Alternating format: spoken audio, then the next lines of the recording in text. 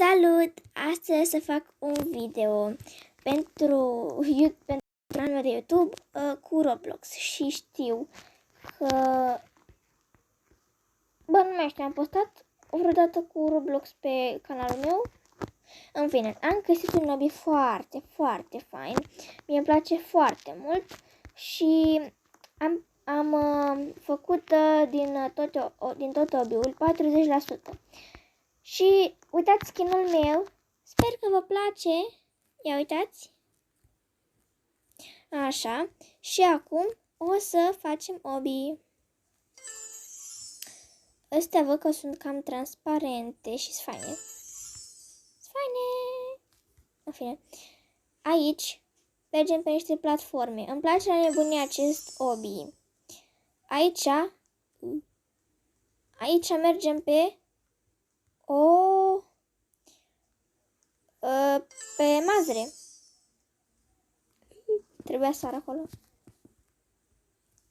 Deci sărim, mergem, sărim, mergem, sărim, mergem,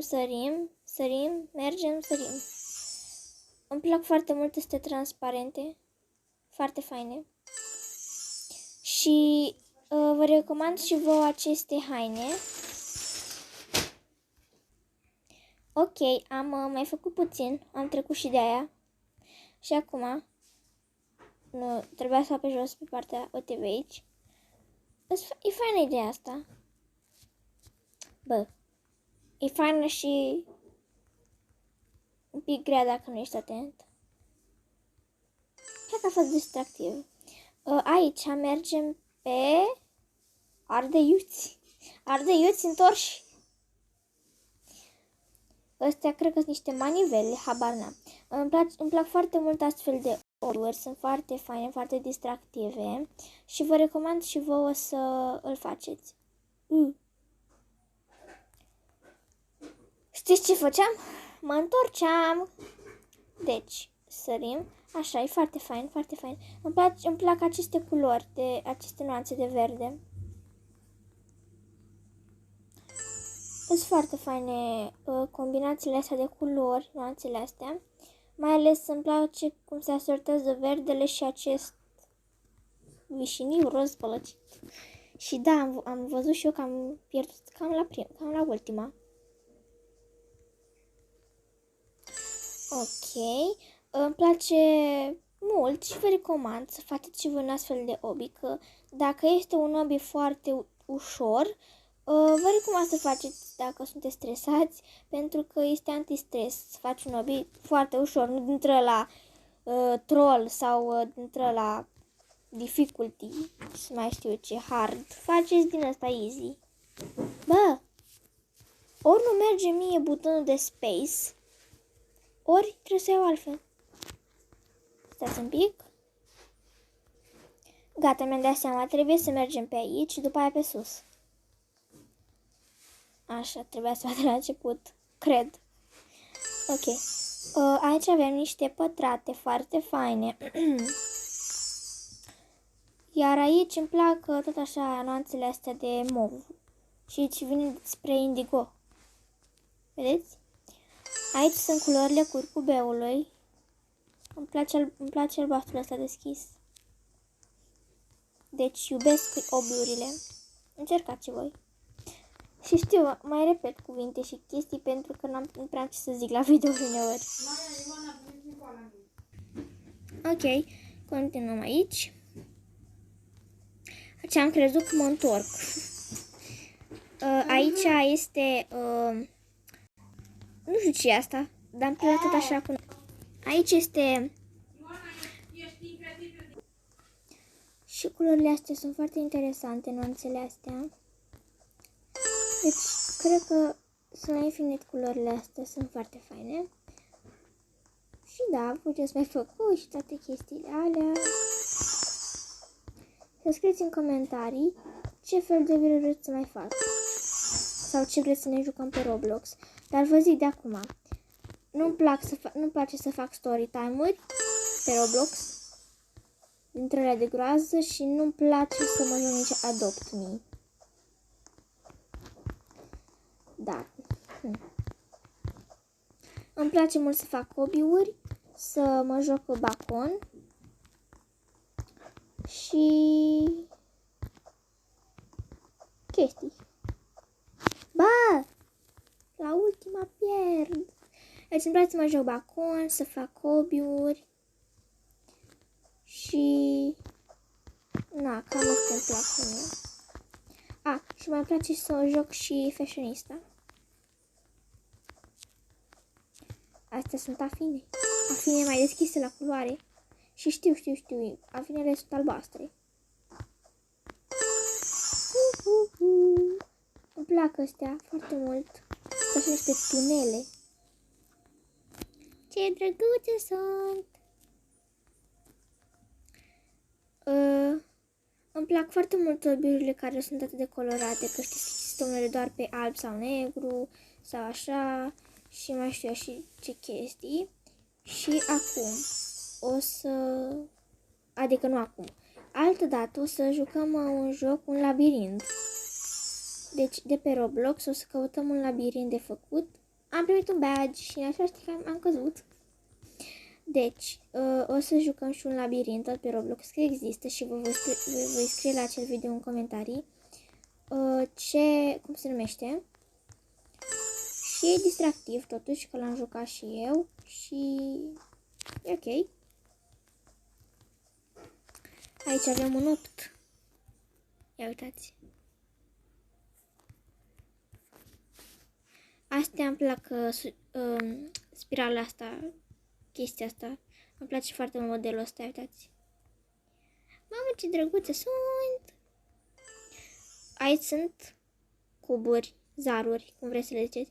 Oh my god, am progresat aici 46% din hobby. Aș vrea să facem mai multe videouri pentru a putea termina să facem până la 100 hobby-ul. Cine știe cineva va da la 100? Sau poate să termine ca un orice hobby. M-am dus pe aia și doar am pus... Dar știi ce nu înțeleg eu? Eu m-am oprit cam aici. Bine. Deci eu am atins cu mâna sau cu piciorul. Ok. Deci m-am oprit aici și am crezut că n-am atins și am pierdut degeaba aici. Ok, deci aici n-a fost vina mea. Ba, a fost, dar na. Da. Îmi place foarte mult această culoare, deci e sublimă, e grozavă. Și puteți căuta pe internet nuanțe de culori. De exemplu, dacă căutați pe Google nuanțe de mov, vă dă toate nuanțele și să știți că v-ar putea crea, poate v-ar plăcea și ar fi cam gen culoarea voastră preferată. Ca așa am făcut și eu, am căutat pe internet nuanțe de albastru și mi-a dat turcoaz și acum culoarea mea preferată este turcoaz. Stați puțin că mi se încarcă greu ăsta. Ok. Am să direct aici. Această culoare vă place? Mie sincer nu. Poate asta de la final, dar aia prima e groaznică, nu-mi place. Bă, deci cât de mult îmi place modelul ăsta și în același timp am și căzut. Yehehei! Deci asta e minunată culoarea asta. E turcoaz, dar nu 100% turcoaz original. Adică este tot aceeași... Deci este... Aici tot am. Este exact această culoare, doar cu un pic mai spre verde. Și mai puțin fosforescentă. Și îmi place să fac hobby-uri. Am progresat 48. Să încercați și voi și după aceea să scrieți în comentarii cât ați progresat voi când voi termina acest hobby la alt video. Da.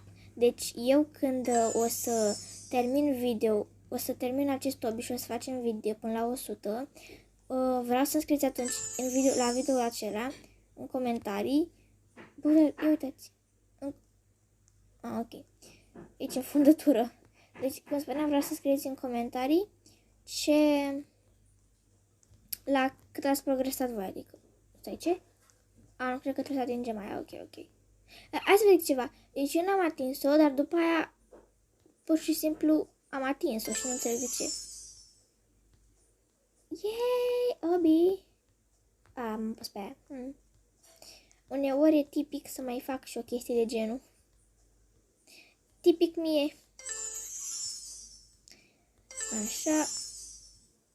M-am pus pe de asta? Nu cred. Ce este jetpack? E fain. E 450. Era să apăs pe buy now. Să scrieți în comentarii dacă voi aveți Robux, pentru că eu nu am, că n-am plătit bani, că nu mă las părinții.